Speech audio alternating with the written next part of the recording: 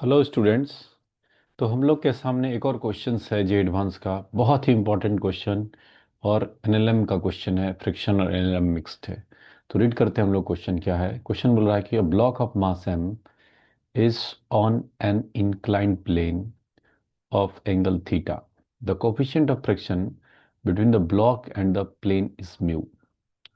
और गिवन है tan theta greater है म्यू से, मतलब एंगल ऑफ रिपोज हमारे पास टैन थीटा ग्रेटर है म्यू से, मतलब ब्लॉक स्लाइड करेगा, स्लाइड करने का टेंडेंसी होगा। The block is held stationary by applying a force P parallel to the plane. The direction of force pointing up the plane is taking to be positive as P variable, P varied from this to this. So friction versus P का diagram पूछ रहा है। तो सबसे पहले हम लोग क्या करेंगे, इसका एफबीडी बना के समझेंगे कि एफबीडी कैसे कैसे यहाँ पे काम कर रहा है, कितने कितने फोर्सेस लग रहे हैं। तो अपने पास एक ब्लॉक गिवन है, और ये ब्लॉक अगर आप फोर्स नहीं लगता पी तो ब्लॉक स्लाइड कर जाता, ब्लॉक के पास एक्सेलरेशन होता, क्योंकि थीटा जो है angle of repose, angle of repose tan theta का वैल्यू होता है म्यू। टैन थीटा अगर हमारा एंगल ऑफ रिपोज से बड़ा हो, म्यू से बड़ा हो, तो ब्लॉक स्लाइड करता है। मतलब टैन थीटा इक्वल टू हम लोग लिखते हैं म्यू, एंगल ऑफ रिपोज। तो जो भी एंगल ऑफ इंक्लिनेशन है वो एंगल ऑफ रिपोज से ज़्यादा होना चाहिए। तो ऐसा कंडीशन दिया हुआ है, ठीक है। तो इस सिचुएशन में अगर आप एफबीडी बनाना चाहेंगे, एफबीडी, तो इधर इसका वेट लगेगा और कॉन्टैक्ट सरफेस के परपेंडिकुलर एक नॉर्मल रिएक्शन लगेगा। और ये ब्लॉक का टेंडेंसी नीचे की तरफ आने का है, तो फ्रिक्शन इनिशियली ऊपर लगेगा आपके पास। और यहाँ एक वेट का कंपोनेंट आ जाएगा एम जी साइन थीटा, इधर वेट का कंपोनेंट आ जाएगा एम जी कॉस थीटा। और हम लोग एक्सटर्नली एक फोर्स लगा रहे हैं कि इसको स्टॉप करने के लिए, वो है पी। और पी वेरिएबल फोर्स है, वो अपना वैल्यू को वैरी कर सकता है अकॉर्डिंग टू क्वेश्चन। क्वेश्चन ये बोल रहा है आप पी अप्लाई कर रहे हो, ये एम जी है दोस्तों, और ये एंगल थीटा। तो इधर एक कंपोनेंट आ गया आपका क्या, तो M G cos theta. Contact surface के परपेंडिकुलर में आया नॉर्मल रिएक्शन, और इधर कंपोनेंट आ जाएगा कितना, तो एम जी साइन थीटा।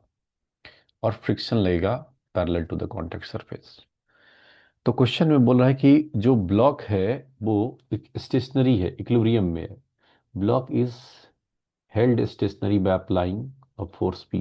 तो ब्लॉक स्टेशनरी है, तो कोई एक्सेलरेशन नहीं है। तो इनिशियली आप लिख सकते हैं क्या, P plus friction equal to, हम लोग लिख सकते हैं एम जी साइन थीटा।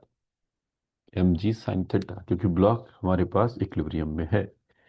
तो यहाँ से फ्रिक्शन का वैल्यू क्या लिख सकते हो, friction is M G sine theta minus P भी लिख सकते हो आप।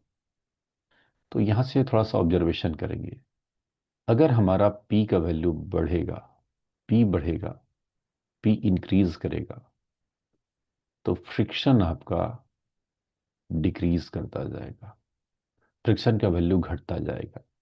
क्योंकि पी, फ्रिक्शन और एम, जो हमारे पास पी में रिलेशन कुछ ऐसा आ रहा है, ठीक है।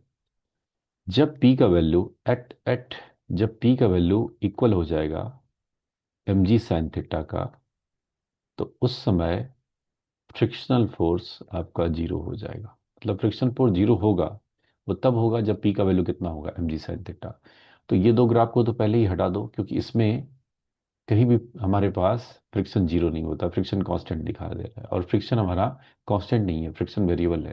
फ्रिक्शन डिक्रीज कर रहा है, इंक्रीज नहीं कर रहा है, फ्रिक्शन घट रहा है। Okay done. तो हमारे पास जो फ्रिक्शन का वैल्यू, हमें पी को, अगर पी आप यहाँ से अच्छे से लिखना चाहेंगे, पी का वैल्यू थोड़ा सा मैं स्पेस बनाता हूँ। तो देखिए, अगर मैं पी का वैल्यू लिखना चाहूँ यहाँ पे, पी का वैल्यू, पी को अगर अच्छे से लिखना चाहोगे तो पी इक्वल टू कितना हो जाएगा, M G sine theta minus F.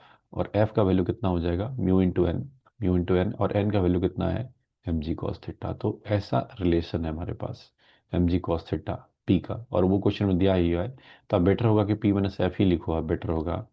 तो पी माइनस एफ ही लिखता हूँ मैं, एफ, पी माइनस एफ।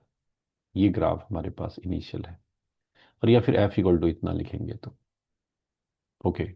अब ऊपर के डायरेक्शन को पॉजिटिव मानने के लिए बोला है हमारे पास, ऊपर डायरेक्शन हमारा पॉजिटिव है, ओके। और ये जो वेरिएशन है आपका, ये लीनियर वेरिएशन है, this is linear variation, linear variation, variation मतलब पी बढ़ रहा है, लीनियरली बढ़ रहा है, तो फ्रिक्शन का वैल्यू घट रहा है। पी बढ़ रहा है, फ्रिक्शन का वैल्यू घटेगा, तो पी अगर बढ़ेगा, पी अगर बढ़ेगा तो पी इधर ही बढ़ रहा है। एक ही ऑप्शन है, ऑप्शन ए। और थोड़ा सा और समझते हैं हम लोग। तो अब पी का वैल्यू अगर आप बढ़ा दिए, पी का वैल्यू और इंक्रीज कर दिए हम लोग, तो पी का वैल्यू अगर और बढ़ा देंगे आप, तो सिचुएशन क्या हो जाएगा कि यही ब्लॉक है हमारे पास इंक्लाइंड प्लेन पे। जब आप पी का वैल्यू बढ़ाएंगे तो ब्लॉक में टेंडेंसी हो जाएगा ऊपर जाने का। तो ब्लॉक में जब ऊपर चढ़ने का टेंडेंसी हो जाएगा तो उस समय वेट तो लग रहा है एम जी, कॉन्टैक्ट सरफेस के परपेंडिकुलर नॉर्मल रिएक्शन तो अभी भी लगेगा, एम जी साइन थीटा तो इधर लगेगा। लेकिन इस बार फ्रिक्शन अब इस डायरेक्शन में लगने लगेगा। ये तब लगेगा जब आप क्या करेंगे कि ये जो पी को आप ग्रेजुअली इंक्रीज कर रहे हैं, पी को जैसे जैसे इंक्रीज करते जाएंगे, इंक्रीज करते जाएंगे, तो फ्रिक्शन घटता जाएगा, तो फ्रिक्शन अपना डायरेक्शन को चेंज कर लेगा।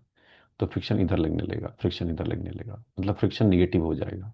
जब पी बढ़ेगा तो फ्रिक्शन निगेटिव हो जाएगा। ये बात क्लियर है? जब पी बढ़ेगा तो फ्रिक्शन हमारा क्या हो जाएगा दोस्तों? निगेटिव हो जाएगा। तो इस केस में जो पी का, अगर मैं इक्वेशन लिखना चाहूँगा पी का, तो वो क्या हो जाएगा? तो अगर इक्विलिब्रियम में अभी भी है, तो M G sine theta plus F, M G sine theta plus F, plus F. अब ध्यान से समझते हैं। एफ तो नीचे लग रहा है, नीचे के डायरेक्शन को हमें बोला है निगेटिव लेने के लिए, मतलब फ्रिक्शन घट रहा है हमारे पास। पी बढ़ेगा तो फ्रिक्शन घटेगा, एक ही ऑप्शन है, ऑप्शन ये सेटिस्फाई कर रहा है। तो इस क्वेश्चन का आंसर हो गया ऑप्शन ए। तो उम्मीद करूंगा क्वेश्चन समझ में आया होगा। मिलेंगे हम अगले लेक्चर में और क्वेश्चन के साथ, तब तक के लिए बहुत बहुत धन्यवाद कनेक्ट करने के लिए आपसे।